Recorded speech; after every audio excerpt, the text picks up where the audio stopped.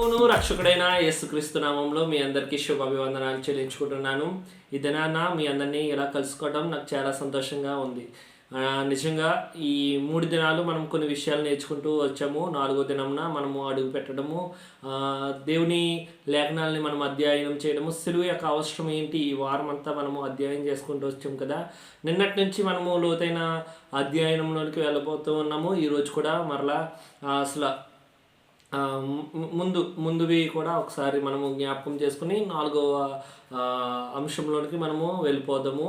మొదటి రోజు మనము అసలు ఈ వారం అంశం ఏంటంటే సిలువ యొక్క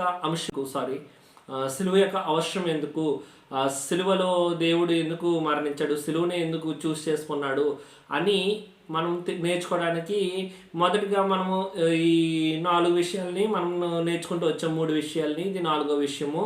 మొదటి విషయం ఏంటంటే దేవుని యొక్క ఆది సంకల్పం ఏమిటి, దేవుని యొక్క ఆదిలో ఎటువంటి సంకల్పం కలిగి ఉన్నాడు, మానవం సృజించడానికి దేవుడికి ఉన్న ఉద్దేశం ఏంటి, దేవుని యొక్క ఆలోచన ఏంటి, దేవుని యొక్క ప్రణాళిక ఏంటి అనేది మనము మొదటి దినాన మనం తెలుసుకుంటూ వచ్చాం. రెండో దినాన్ని వచ్చేసి దేవుడు అసలు చేసిన మానవుల్లోనికి పాపం అనేది ఎలాగా ప్రవేశించింది అనే విషయాన్ని మనం తెలుసుకుంటూ వచ్చాం. మూడోదిగా మానవుని యొక్క పాపానికి పరిహార్థం ఏంటి, దాని ఫలితం ఏంటి, మానవుడు పాపం చేశాడు కదా, మానవునిలోనికి పాపం అనేది వచ్చింది కదా, మానవుడు చేసుకున్న పాపానికి ఫలం ఏంటి, పరిస్థితులు ఎలా ఉంటాయి, మానవుడి పరిస్థితి ఎలా మారిపోతుంది అనే విషయాల్ని మనము నేర్చుకుంటూ వస్తామన్నమాట. నేర్చుకుంటూ వచ్చాం, ఇప్పుడు దాకా అధ్యయనం చేసుకుంటూ వచ్చాము. ఒకవేళ ఈ వీడియో ఇప్పుడే చూస్తూ ఉంటే, మొదటిసారి చూస్తుంటే, దీనికన్నా ముందు 3 వీడియోలు రిలీజ్ చేయడం జరిగింది. ఆ 3 వీడియోలు కూడా మీరు చూసి అధ్యయనం మీరు కూడా మాలో పాలిభాగస్తులు అవుతారని ప్రభుపేట ప్రేమపూర్వకంగా కోరుకుంటున్నాను. 4వ రోజు ఈ రోజు అంశం ఏంటంటే దేవుడు చిందించిన రక్తం, దేవుడు మన కొరకు చిందించిన రక్తము. ఒక మాట ఉంటుంది ఏంటంటే, ఏ పాపానికైనా పరిహార్థం ఏంటంటే రక్తబలి. అసలు రక్తబలి ఈ సూత్రం ఏంటి, అసలు రక్తబలి ఎందుకు, రక్తాన్ని మాత్రమే చిందించాలి ఏంటంటే, పాపము ప్లస్ పరిహార్థము ఈక్వల్ టు రక్తం. పాపానికి పరిహార్థం ఏంటి, రక్తం. ఈ రక్తం ద్వారా అసలు ఈ రక్త సూత్రం ఏంటి, అసలు ఎందుకు బ్లడ్ని దేవుడు ఎంచుకుంటున్నాడు అనేది ఈరోజు మనము ధ్యానం చేద్దాం. అసలు బ్లడ్ వల్ల మన పాపాలు పోతాయా, రక్తం వల్ల మన పాపాలు కడుగుబడిపోతాయా, రక్తము చిందించడం వల్ల మన పాపాలు కడుగలుగుతామా అనేది ఈరోజు మనం నేర్చుకుంటూ వద్దామండి. మొదటిగా మనము ఈరోజు అంశంలో మూల వాక్యంగా మనము లేవియ కాండము తీద్దామండి. 17వ అధ్యాయం తీద్దాము. లేవియ కాండం 17వ అధ్యాయం. లేవియ కాండం 17వ అధ్యాయం 11వ వచనం చదువుతామా. రక్తము దేహమునకు ప్రాణము, మీ నిమిత్తము ప్రాయశ్చిత్తము చేయనట్లు బలిపీఠము మీద పోయుటకై దానిని మీకిచ్చితిని. రక్తము దానిలోనున్న ప్రాణమును బట్టి ప్రాయశ్చిత్తము చేయును. దేవుని స్తోత్రం, హల్లెలూయా. ఇక్కడ దేవుడు కొన్ని విషయాల్ని మాట్లాడుతూ వచ్చాడు. ఏమని అంటే, రక్తానికంట ప్రాణం ఉందంట. ఏముందండి, రక్తానికి జీవం ఉందంట. మరొకసారి ఆ మాటను మరలా చదువుదాం స్పష్టంగా, మరలా మనం చదవడానికి ప్రయత్నం చేద్దాము. రక్తము దేహమునకు ప్రాణము, మీ నిమిత్తము ప్రాయశ్చిత్తము చేయనట్లు. ఇక్కడ చూడండి, మీ నిమిత్తము ప్రాయశ్చిత్తం చేయడానికి బలిపీఠం మీద పోయిటకై దానిని మీకు ఇచ్చేదనని దానిని మీకు ఇచ్చి తిని. రక్తము దానిలో ఉన్న ప్రాణమును బట్టి ప్రాయశ్చిత్తము చేయను. రక్తం ఏం చేస్తుందంట, అసలు రక్తంలో ప్రాణం ఉంటుంది కాబట్టి ఆ ప్రాణమును బట్టి అది ప్రాయశ్చిత్తము చేయబడుతుందంట. అందుకని రక్తాన్ని దేవుడు ప్రాయశ్చిత్తంగా ఎన్నుకున్నాడు అన్నమాట. ఏమిటి, రక్తంలో ఏముంది, ప్రాణం అనేది ఉంది. ఏ మానవుల్లో అయినా సరే నీరసం వచ్చినా ఏమొచ్చినా సరే మానవుడు బ్రతికే ఛాన్స్లో ఉన్నాయి. ఎందుకంటే గ్లూకోజ్ ఏదో పెట్టి మానవుని బ్రతికించుకోగలుగుతారు. కానీ మానవుల్లో ఉన్న రక్తం ప్లేట్లెట్స్ అనేవి పడిపోతున్నాయి అనుకోండి, ఏమనిపిస్తుంది తెలుసా, ప్లేట్లెట్స్ పడిపోతున్నాయి, ఈ వ్యక్తి బతకలేడు, అర్జెంటుగా ప్లేట్లెట్స్ ఎక్కించాలి, బ్లడ్ లెవెల్ అనేది తక్కువగా ఉంది, రక్తం పోతుంది. రక్తం ఎక్కువ పోతే మానవుడు బ్రతికే ఛాన్స్ దాఖలాలు కూడా ఏమీ లేవు. చివరిలో మీకు ఒక మాట కూడా చెప్తాను, జ్ఞాపకం పెట్టుకోండి. అసలు ఈ రక్తము ఎంత విలువైంది ఏంటనేది. చివరిలో దేవుడు ఎందుకు రక్తంని కారుతూ వచ్చాడు, ఆయన తుది బొట్టు వరకు ఎలాగా పోరాడుతూ వచ్చాడు అనేది కూడా విషయాన్ని మనం మాట్లాడుకుందాం ముందుకు వెళ్తూ. అసలు ఈ రక్తంలో జీవం ఉంది అని బైబిల్ స్పష్టంగా చెప్తుంది. మనందరికీ తెలిసిన విషయం అది కూడా. ఎందుకంటే దేవుడు మానవునికి చెప్పిన గొప్ప సత్యం ఏంటంటే జీవం రక్తంలో ఉంది. జీవం అనేది రక్తంలో ఉంది. మన శరీరంలో రక్తం లేకపోతే మనిషి బ్రతకలేడు. మనిషి ఏమవుతాడండి? అసలు బ్రతకలేడు. ఎందుకు? ప్రాణానికి బదులుగా ప్రాణం కావాలా?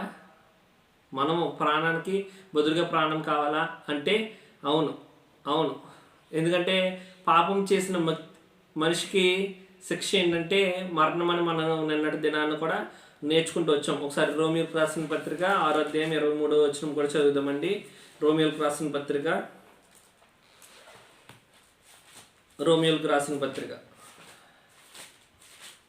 6వ అధ్యాయం 23వ వచనం. ఏలయనగా పాపము వల్ల వచ్చు జీతము మరణము.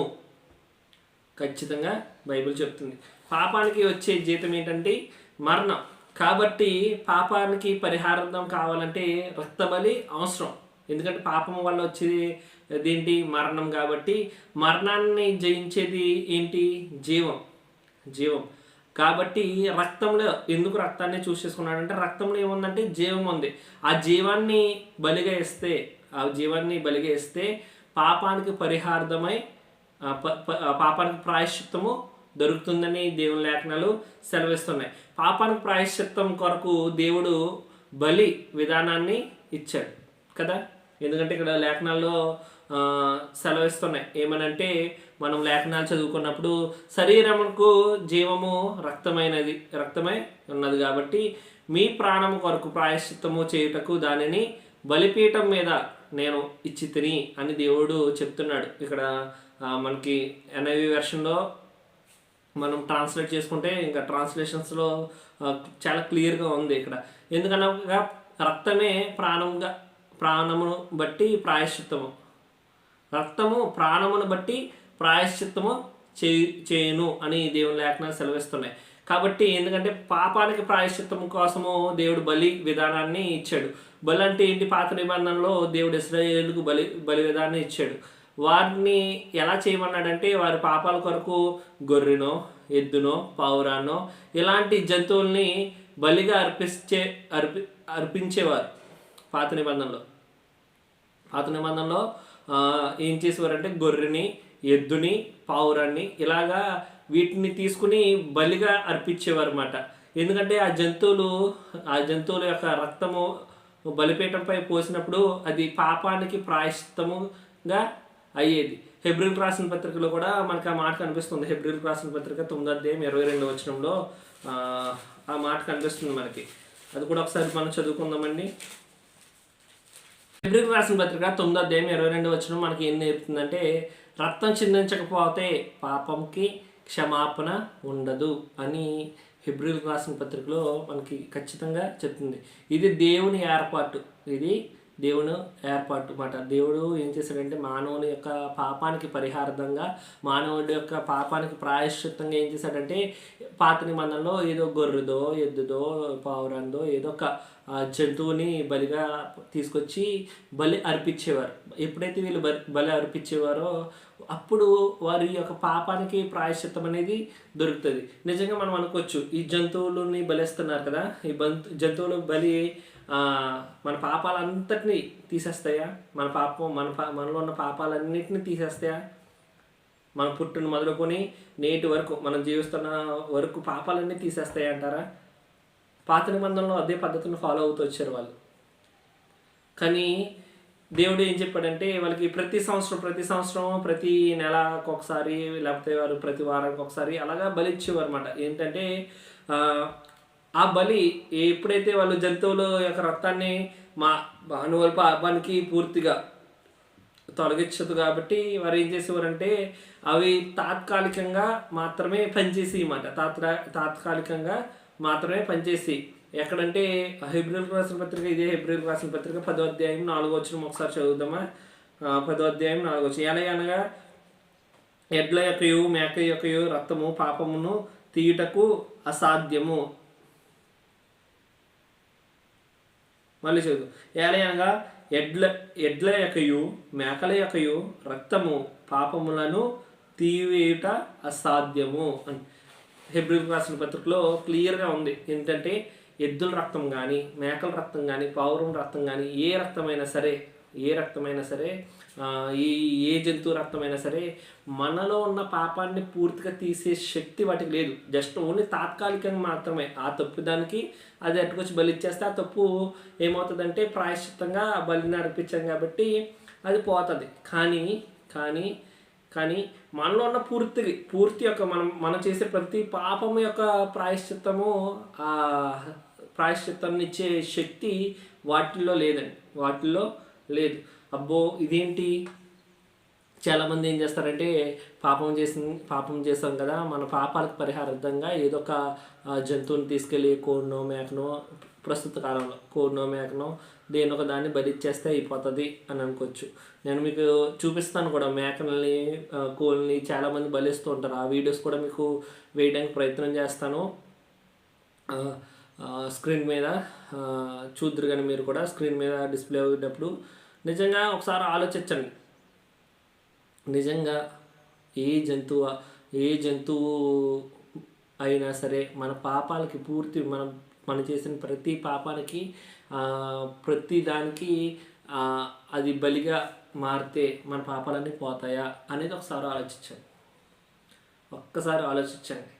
నిజంగా దేవుడు ఆయన యొక్క కల్వరి శిలువలో మరణించాడు కాబట్టి దేవుడు అంటున్నాడు, ఏమంటున్నాడు తెలుసా? దేవుడు లోకంలో ఉన్న ప్రతి ఒక్కరి పాపాలని మోయడానికి ఒక గొర్రెపిల్ల అనేది వచ్చింది. ఆ గొర్రెపిల్లను నేనని దేవుడు స్పష్టంగా సూటిగా మనతో చెప్తున్నాడు. ఏ అదమరుకు లేకుండా, ఏ బెదురు లేకుండా క్లియర్ కట్గా చెప్తున్నాడు. ఎక్కడ చెప్తున్నాడంటే యోహాను సువార్త 1వ అధ్యాయం 29వ వచనంలో ఆ మాట రాయబడింది. యోహాను సువార్త 1వ అధ్యాయం 29వ వచనం ఒకసారి చదువుకుందామా. మరునాడు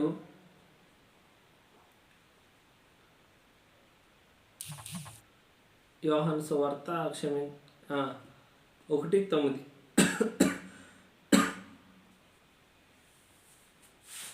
యోహాను సువార్త 1:29 ఒకసారి చదువుకుందాం. మర్నాడు యేసు తన యొద్దకు రాగా చూచి, ఇదిగో లోక పాపమును మోసుకొని పోవు దేవుని గొర్రె పిల్లని దేవుని కోసం సాక్ష్యం ఇస్తున్నాడు అన్నమాట.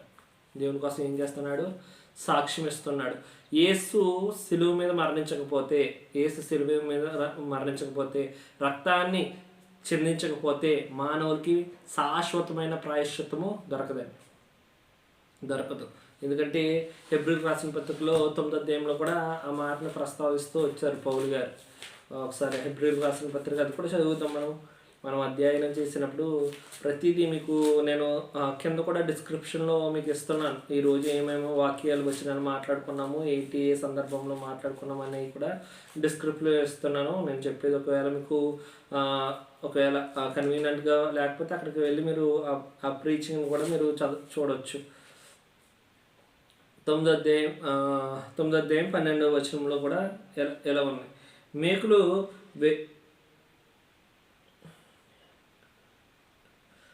ఓకే 12వ వచనం చదువుకుందాం. మేకల యొక్కయు కోడెల యొక్కయు రక్తముతో కాక తన స్వరక్తంతో ఒక్కసారే పరిశుద్ధ స్థలములో ప్రవేశించెను.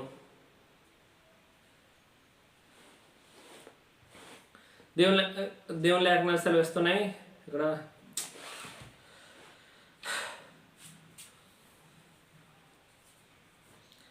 హెబ్రీయులకు రాసిన పత్రిక 9వ అధ్యాయం 12వ వచనం ఒకసారి చదువుకుందామండి. మేకల యొక్కయు కోడెల యొక్కయు రక్తంతో కాక తన స్వరక్తముతో ఒక్కసారే పరిశుద్ధ స్థలములో ప్రవేశించును అని ఉంది. ఇక్కడ తన రక్తము అంటే ఆయన రక్తంతో, ఆయన తన స్వరక్తం చేతనే శాశ్వతమైన విమోచన అనేది మనకు దొరుకుతుంది, మనం సంపాదించుకోగలుగుతాం. దేవుడు యేసుక్రీస్తు యొక్క రక్తంతో మాత్రమే మన పాపాలన్నీ కడిగివేయబడుతున్నాయి. ఈ లోకంలో ఎన్ని జంతువులతో అటుకొచ్చి బలిచ్చిన, ఎన్ని మేకలను బలిచ్చిన, ఎన్ని కోళ్ళను బలిచ్చిన, ఎన్ని ఎడ్లను బలిచ్చిన, ఎన్ని పావురాలను బలిచ్చినా సరే చివరగా మనకు తెలిసిన సత్యం ఏంటంటే అవన్నీ తాత్కాలికం. ఏంటండి అవన్నీ తాత్కాలికం. అవి జస్ట్ ఆ తప్పును మాత్రమే క్షమించబడతాయి. కానీ మనం చేసిన జన్మ కర్మ పాపాల నుండి మొదలు పెట్టుకుని నేటి వరకు మనం చేస్తున్న ప్రతి పాపానికి ఆయన మాత్రమే ప్రాయశ్చిత్తము, ఆయన రక్తం మాత్రమే ప్రాయశ్చిత్తము. ఎందుకంటే రక్తంలో ప్రాణం ఉంది, ప్రాణానికి ఆ ప్రాణమే తీయబడాలి. కాబట్టి దేవుడు ఏం చేశారు తెలుసా? మనందరి పాపాల కొరకు, మన రక్తంలో మన ప్రాణంలో ఉన్న పాపాల కొరకు ఆయన ప్రాణాన్ని బలిగా ఇచ్చి, ఆయన రక్తాన్ని బలిగా ఇచ్చి దేవుడు సిలువ మీద మరణించడం జరిగింది. అసలు ఆ సిలువ ఎందుకు మరి? సిలువతో దీనికి ఏం సంబంధం అంటే, సిలువలో దేవుడు తన ప్రేమను మనం చూసినట్లయితే మన పాపాల యొక్క శిక్షను యేసు తన మీద మోసుకుని మన యొక్క ప్రాణాలకు, మన పాపాలకి ఏం చేశాడంటే మన ప్రాణం పోవాలి. మనం చేసిన పాపాలకి మన ప్రాణం పోవాలి.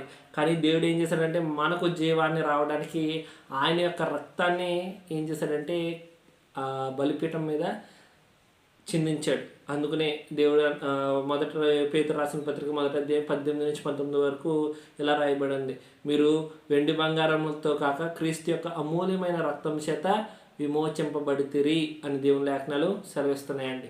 నిజంగా క్రీస్తు యొక్క రక్తం కానీ క్రీస్తు కానీ ఆయన కానీ మన పాపాల కొరకు మరణించకపోతే, ఆయన రక్తం చెందించకపోతే మన పాపాలకి విమోచన అనేది ఉండదు. అందుకనే దేవుడు ఏం చేశాడంటే సిలువలో మరణించాడు. ఆయన సిలువలో మరణించి ఆయన రక్తాన్ని చిందించి మనకి విమోచన అనేది ఇచ్చాడు, విడుదల అనేది ఇచ్చాడు. పాపం నుండి మనము విడుదల పడ్డమాట. ఇది దేవుడి లేఖనాలు చెప్తున్న జగత్ సత్యం. ఇది ఎవరైతే తెలుసుకుంటారో వాళ్ళు ఖచ్చితంగా దేవుడి యొక్క ప్రేమని రుచి చూస్తారు. దేవుడు ఎంత ప్రేమించాడు మానవుడి కొరకు ఆయన ఎందుకు మరణించాడు. నిజంగా నేను ఒక ఇంటర్వ్యూ చూస్తూ వచ్చాను. Passion of Christ movie. ఆ సినిమాలో ప్యాషన్ ఆఫ్ క్రైస్ట్ అనే మూవీని డైరెక్ట్ చేస్తున్న ఆయన, యాక్టింగ్ చేస్తున్న ఆయన కూడా, అంటే యేసు ప్రభు వారుగా ఎవరైతే యాక్టింగ్ చేస్తున్నారో ఆయన ఒక మాట చెప్పాడు. ఏమనంటే ప్యాషన్ ఆఫ్ క్రైస్ట్ మూవీలో దేవుని కొరడాలతో కొట్టే సీన్ ఉంటుంది కదా, ఆ సీన్ని షూట్ చేస్తున్నప్పుడు ఆర్టిఫిషియల్ చర్మం అనేది పెట్టారంట. అది ఎప్పుడైతే ఆర్టిఫిషియల్ చర్మం పెట్టారో ఆటోమేటిక్గా దాంట్లో ఆర్టిఫిషియల్ చర్మంలో కూడా చీల్లినప్పుడు రక్తం బయటకు వచ్చేలాగా బ్లడ్ కూడా ఆర్టిఫిషియల్ బ్లడ్ పెడతారు. అదేవిధంగా యాక్టింగ్లో దిగారు, కొరడాలతో కొడుతున్నారు, షార్ట్ అన్నీ ఓకే చెప్పారు, డైరెక్టర్, రోల్, కెమెరా, యాక్షన్ అన్నీ చెప్పారు. అన్నీ అయిపోయిన తర్వాత సీన్లోకి వెళ్ళినప్పటికీ కొడుతుంటే ఆయన యాక్టింగ్ చేస్తుంటే నిజంగా జీవిస్తున్నాడేమో అని అనిపించిందంట డైరెక్టర్కి. 2 దెబ్బలు బాగానే పడ్డదంట. 3 దెబ్బ కాస్త చర్మంలోకి అవి వెళ్ళి గుచ్చుకుని లాగినప్పటికీ నిజంగా నిజమైన చర్మంలో గుచ్చిపోయి బాధ తట్టుకోలేక విలవిలలాడిపోయాడంట. వీళ్ళందరూ ఏమనుకుంటున్నారంటే నిజంగా రక్తం చిందిస్తున్నాడు కదా, రక్తం కారుతుంది కదా, యాక్టింగ్ బాగా చేస్తున్నాడు, జీవిస్తున్నాడు అని అనుకుంటున్నారు తప్పించి ఆయన పడుతున్న కేకలకి ఇంకా భయం వేస్తే ఆయన దగ్గరికి వెళ్ళినప్పటికీ నిజంగా చర్మం చీరిపోయిందంట. ఆయన్ని హాస్పిటల్కి వెళ్ళి తీసుకుని వెళ్ళారు. ఆయనకి దగ్గర ఒక 16 గాయాలు, 16 కొరడ ముళ్ళు గుచ్చుకుని లాగితే ఎలా ఉంటాయి అలాగా ఆయనకి మొత్తం అన్ని దిగి లాగినప్పటికీ విలవిలలాడిపోయాడంట. దగ్గరగా సుమారుగా 4-5 కుట్లు పడ్డాయంట ఆయనకి. ఆయన రికవరీ వచ్చిన తర్వాత నిజంగా నా పాపానికి నేనే శిక్షను భరించుంటే ఒకవేళ ఆయన మాటలు చెప్తున్నాడు. ఏమనంటే దేవుని ప్లేస్లో నిజంగా నేను ఉంటే ఆ దెబ్బల్ని తట్టుకోలేను, వెళ్ళాడిపోయాను. కానీ నిజంగా యేసు క్రీస్తు వారు నిజంగా కొరడా దెబ్బలను భరించాడంటే నిజంగా చాలా అంటే చాలా చాలా చాలా చాలా మానవుడు ధన్యుడు నిజంగా. ఎందుకంటే మన రక్షణ కొరకు ప్రభు అయిన యేసుక్రీస్తు ఆనాడే మరణించాడండి. అది మనం తెలుసుకోవాలి. అది ఎప్పుడైతే తెలుసుకుంటామో దేవుని యొక్క రుచిని మనం చూస్తాం. చాలామంది రక్షణ అనుభవం లేకుండా దేవుని కోసం తెలియకుండా చాలామంది ఎన్నో మాట్లాడతారు. కానీ దేవుడి యొక్క చేసిన కార్యాన్ని నిజంగా తెలుసుకున్న వ్యక్తి దేవుని విడిచిపెట్టి వెళ్ళినట్టు చరిత్రలో ఎక్కడ లేదు. నిజంగా దేవుడిని రుచి చూసిన వాడు దేవుడిని విడిచి పోలేడు, దేవుడిని విడిచి వెళ్ళలేడు. నిజంగా దేవుని యొక్క ప్రేమను కానీ ఆయన మహిమను కానీ తెలుసుకున్న వ్యక్తి, ఆ రుచిని చూసిన వ్యక్తి ఎప్పటికీ దేవునిలో నుండి బయటకు వెళ్ళడు. ఒకవేళ అలా దేవుని ప్రేమలో నుండి బయటకు వెళ్తున్నాడంటే అతను చేసేది ఏంటో తెలుసా? నామకార్థ భక్తి. దేవుని గురించి పూర్తిగా ఆ వ్యక్తి తెలుసుకోలేదు, పూర్తిగా రుచిని చూడలేదు అని మనకి తెలుసుకోవచ్చు. ఈ కొద్ది మాటలు దేవుడు మనం ఇంట్లో దీవించి ఆశీర్వదించిన కాక ఒకసారి మరలా మనం ధ్యానం చేసుకుందాం. మొదటి రోజు నుంచి ఈ రోజు దాకా ఒకసారి మరలా ఒకసారి చిన్న మెసేజ్ కదా. మొదటి రోజు మనం తెలుసుకున్న విషయం ఏంటంటే మానవుడిని దేవుడు మంచిగానే చేశాడు. రెండో దినాన మనం నేర్చుకున్న విషయం ఏంటంటే మానవునికి పాపం రావడానికి కారణం ఏంటంటే దేవుని మాటని అవమానంగా సాతాను గడ మాట్లాడితే ఆ మాటలకి వీళ్ళు ఎప్పుడైతే చెవి ఎగ్గారో దానివల్ల వీరిలో కూడా పాపం అనేది ప్రవేశించబడ్డది. మూడోది మనం నేర్చుకుంది ఏంటంటే పాపానికి ఒక ప్రాయశ్చిత్తం ఉంది, ఫలితం ఉంది. అది ఏంటంటే మరణం. ఈ విషయం తెలుసుకోండి. మరణం నుండి మానవుడు తప్పించుకోబడాలంటే ప్రాయశ్చిత్తం అనేది ఉంది. అదే రక్షణ సూత్రం ఈరోజు మనం నేర్చుకున్నాం. దేవుని రక్తంలో ప్రాణం ఉంది కాబట్టి ఆ ప్రాణాన్ని కాపాడుతుంది. కాబట్టి మన పాపల కొరకు ఆయన రక్తాన్ని చిందించి మన ప్రాణం కొరకు ఆయన ప్రాణాన్ని పణంగా పెట్టి దేవుడు మనకి విడుదల అనేది ఇచ్చాడు. ఈ కొద్ది మాటలు దేవుడు మన వెనుకలో స్థిరపరిచి ఆశీర్వదించబడును గాక. ఆమేన్. తిరిగి మరలా కొన్ని వీడియోలతో మీ ముందుకు రేపటి దినాన కలుసుకుందాం. Thank you so much. దేవా నిన్ను నేను సిలువ వేసితినా, పరమును విడాచిన దేవా నిన్ను నేను సిలువ వేసితినా, నా పాపము కడుగువాడా, నాకు రక్షణ ఇచ్చువాడా, నా పాపము కడుగువాడా, నాకు రక్షణ ఇచ్చువాడా, నా దేవా.